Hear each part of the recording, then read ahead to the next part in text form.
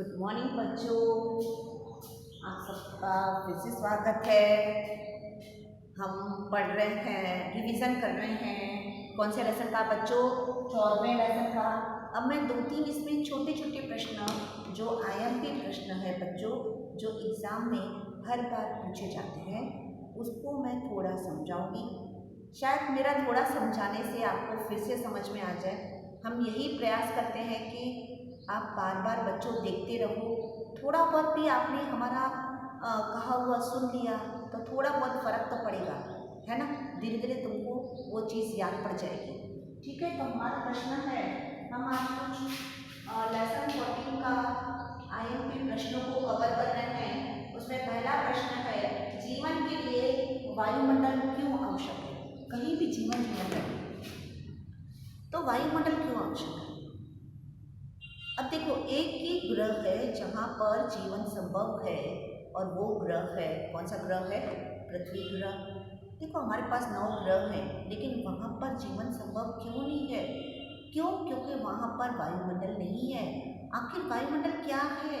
उसका क्या किरदार है? करता क्या है? तो वायुमंडल वायु का बना हुआ है, गैसों का बना हुआ है, और वायु जो पूरी पृथ्वी को कंबल के समान ढका हुआ है। पूरी पृथ्वी पर वायुमंडल आया हुआ है, एक कंबल की तरह ढके हुआ है। ठीक है, तो उसे वायुमंडल कहते हैं। आखिर वायुमंडल का क्या किरदार है? करता क्या है? ये वायुमंडल सिर्फ पृथ्वी पर आया हुआ है, अन्य ग्रह पर नहीं आया हुआ है। यहाँ पर ही, पृथ्वी पर ही जीवन संभव क्यों है? क्योंकि यहाँ पर वायुमंडल है, स्थल मंडल है, और इन सबसे बढ़कर जीव मंडल बनता है। इसकी वजह से पृथ्वी पर जीवन संभव है। ठीक है, तो वायु ऊष्मा का उचालक है।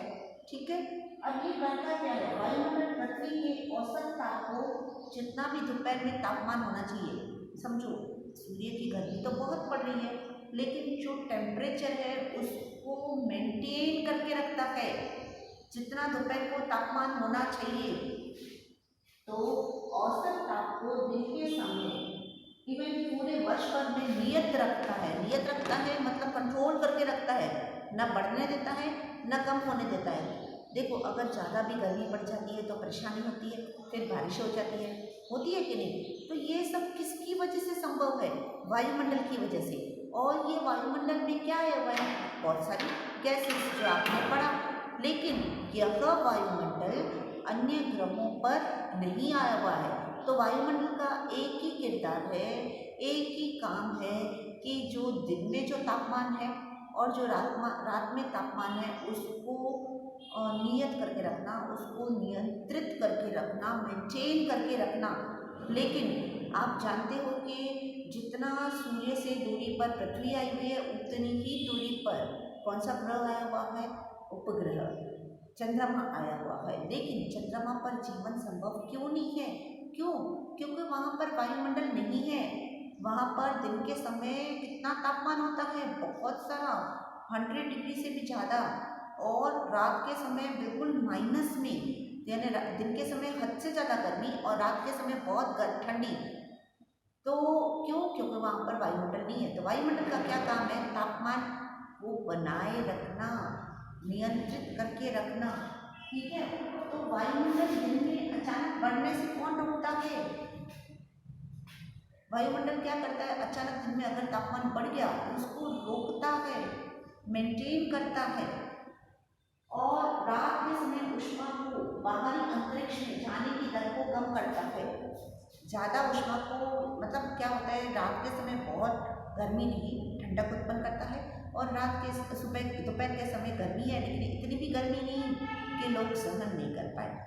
अभी भी भले टेम्परेचर इतना है, पर टेम्परेचर ज़्यादा से ज़्यादा 50 तक जाएगा, उससे ज़्यादा नहीं जाता है।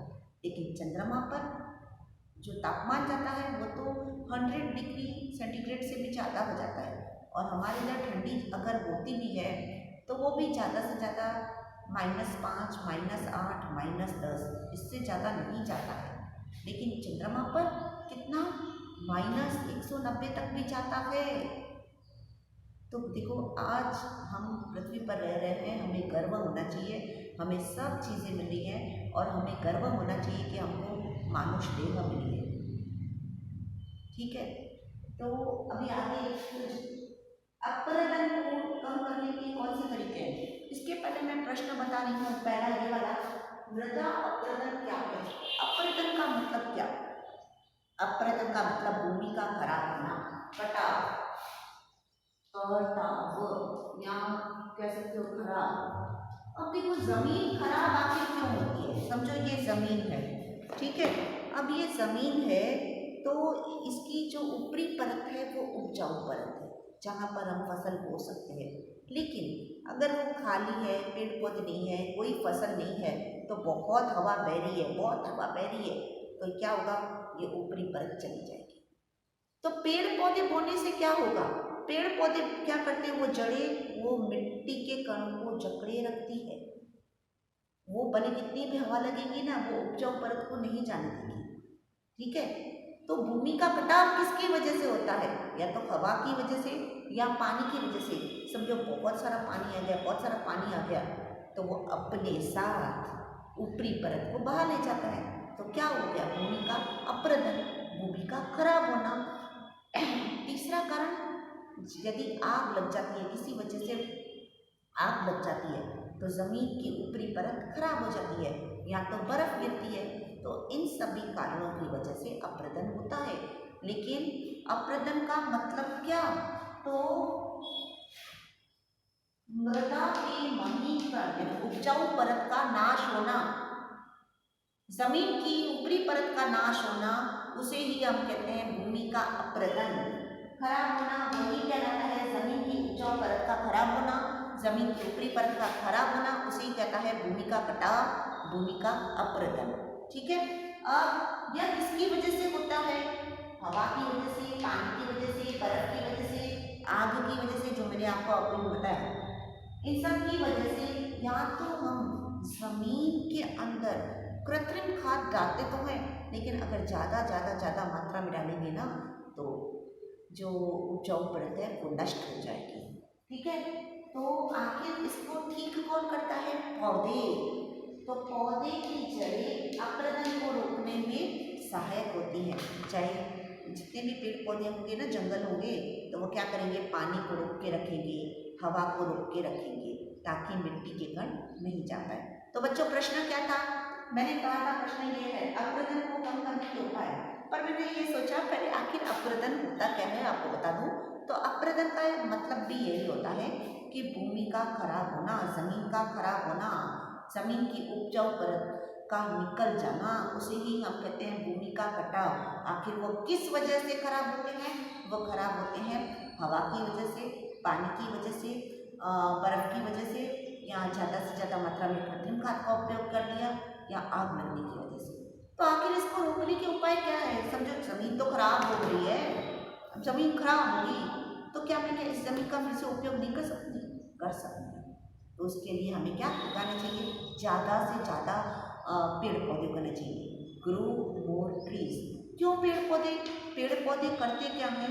वो क्या करते हैं? ज़मीन के जितने भी उपजाऊ परत है, मतलब मिट्टी के कण हैं, उनको रोक के रखते हैं, पानी को रोक के रखते हैं। समझ गए? तो अपरदन को कम करने के क्या तरीके हैं? अगर भूमि का कटाव नहीं हो, भूमि की उपजाऊ परत खराब नहीं हो, तो क्या करने का है? पेड़ तथा पौधे उगाना, जंगलों का विकास करना, जितना हो सके जंगलों का विकास करना, मतलब एक तरह से क्या कह सकते हो? बड़े बड़े पेड़ों को विकसित करना। अगर हम किसी वजह से जंगलों का विनाश कर रहे हैं, तो उतने ही पेड़ हमें बोने चाहिए। उपजाऊ जमीन को खाली न रखकर वहाँ पर फसल पैदा करना। समझो कोई खेती लायक ज़मीन है, हमने काफ़ी टाइम से उसको कोई खेती नहीं की है, लेकिन वहाँ पर करनी चाहिए। अगर हम नहीं करेंगे तो बच्चों उसकी उपजाऊ परत खराब हो जाएगी। तो बच्चों अभी मैंने आपको 3 प्रश्न बताए, तो तीनों प्रश्नों के उत्तर आप नोटबुक में लिख देना, और किताब के पीछे के जो प्रश्न उत्तर दिए हुए हैं बच्चों, उनको भी करना। तो आज हम इस लेसन के रिवीजन का अंत करते हैं। तो मैंने आपको 2 लेसन का रिवीजन करवा दिया, दूसरा और कौन सा? 4वां। बाकी रह गया 5वां और 8वां। इनका भी 5वां लेसन तो पहली परीक्षा में भी आया था, अभी फिर से दूसरी परीक्षा में भी आएगा, है ना। तो तैयारी रखना बच्चों, ठीक है। 26 तारीख को आपकी एग्ज़ाम है, तो पढ़ाई करते रहना। Okay, bye bye. बार बार हाथ भी धोते रहना। Take care.